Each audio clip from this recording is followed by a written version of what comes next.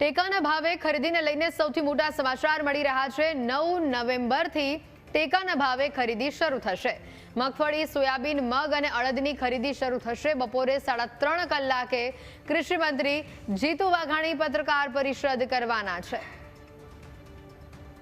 મહત્વના સમાચાર સામે આવી રહ્યા છે। ટેકાના ભાવે ખરીદીને લઈને સૌથી મોટા સમાચાર। 9 નવેમ્બરથી ટેકાના ભાવે ખરીદીની શરૂઆત થશે। મગફળી, સોયાબીન, મગ અને અડદની ખરીદી શરૂ થશે। વધુ માહિતી મેળવીશું સંવાદદાતા મલ્હાર જોડાયા છે ફોન લાઈન ઉપર। મલ્હાર, મોટી વિગત, 9મી તારીખથી ટેકાના ભાવે ખરીદારીની શરૂઆત થશે અને આ સાથે બપોરે 3:30 કલાકે કૃષિ મંત્રી જીતુ વાઘાણી પત્રકાર પરિષદ સંબોધવાના છે। અપડેટ શું?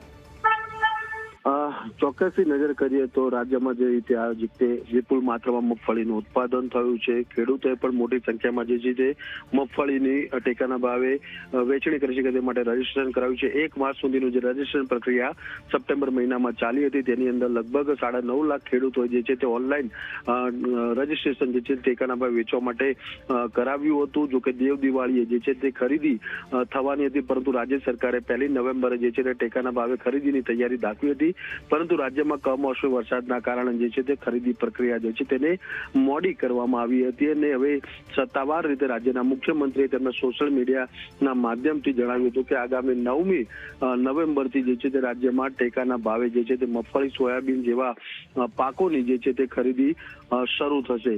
મહત્વની વાત એ પણ સામે આવી રહી છે કે રાજ્ય સરકારે જે છે તે કમોસમી વરસાદ વિરામ બાદ જે છે ત્યાં નિર્ણય લીધો છે, જેના કારણે કેટલાક ખેડૂતોની અંદર જે છે ખુશી જોવા મળી રહી છે, કારણ કે તેઓ લાંબા સમયથી રાહ જે છે તે જોતા હતા કે સરકાર ક્યારે ટેકાના ભાવે જે છે તે ખરીદી પ્રક્રિયા શરૂ કરશે, પરંતુ આજે રાજ્યના મુખ્યમંત્રી સત્તાવાર રીતે જે છે તેની જાહેરાત જે છે કરી દેવામાં આવી છે। બપોરે પણ 3:30 વાગે રાજ્યના કૃષિ મંત્રી પણ આ મામલે જે છે તે વિગતવાર જે છે તે જાણકારી આપશે કે રાજ્યના કેટલા સેન્ટરો ઉપરથી આ મગફળી ખરીદી પ્રક્રિયા થશે અને આ ઉપરાંત નાફેડ છે, ગુજકો માસોલ છે, અન્ય એક એજન્સી, જ્યાં ત્રણેય એજન્સીને જે જવાબદારી સોંપવામાં આવી છે ટેકાના ભાવે ખરીદી કરવાની, તો કેવા પ્રકારની વ્યવસ્થા છે કે જેના કારણે ખેડૂતોને કોઈ પણ પ્રકારની હાલાકી ન પડે। આ ઉપરાંત ખેડૂતો જ્યારે પોતાનું મગફળી સહિત અન્ય પાકો જે ટેકાના ભાવે લેવાના છે તે જે પાક જે છે તે લઈને એપીએમસી પહોંચે ત્યારે એપીએમસીમાં તેમના માટે કેવા પ્રકારની વ્યવસ્થા કરવી, આ તમામ મુદ્દાઓને લઈને રાજ્યના કૃષિ મંત્રી જે છે તે સત્તાવાર રીતે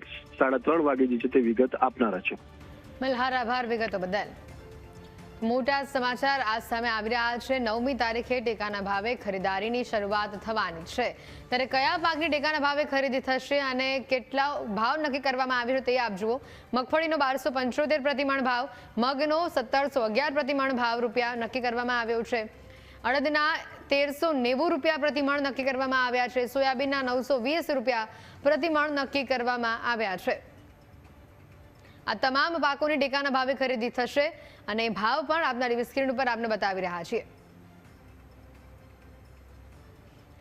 આ સાથે જ આ મામલે સીએમ દ્વારા જે ટ્વીટ કરવામાં આવ્યું છે તે પણ આપ જુઓ। કમોસમી વરસાદની અણધારી આફતને લીધે રાજ્યના અનેક ખેડૂતોના ઉભા પાકને નુકસાન થયું છે, ત્યારે સરકાર ખેડૂતોની હિંમત બનીને આર્થિક સહાય માટે તેમની સાથે ઊભી રહેવા માટે પ્રતિબદ્ધ છે। સોયાબીન, મગ, અડદની ટેકાના ભાવે ખરીદી કરવાનો નિર્ણય સરકારે કર્યો છે, જે અંતર્ગત આ ખરીદી 9મી નવેમ્બરે શરૂ કરવામાં આવશે। કુદરતી આપદાની આ સ્થિતિમાં ખેડૂત પરિવારોની આર્થિક સુખાકારીની ચિંતા સરકારે કરી છે અને અન્નદાતા પરિવારોને કોઈ તકલીફ ન આવે તેવી સંવેદના સાથે તંત્ર પૂરી નિષ્ઠાથી કાર્યરત છે। આ સીએમ દ્વારા ટ્વીટ કરવામાં આવ્યું છે। આ સાથે કૃષિ મંત્રી દ્વારા પણ ટ્વીટ કરવામાં આવ્યું છે।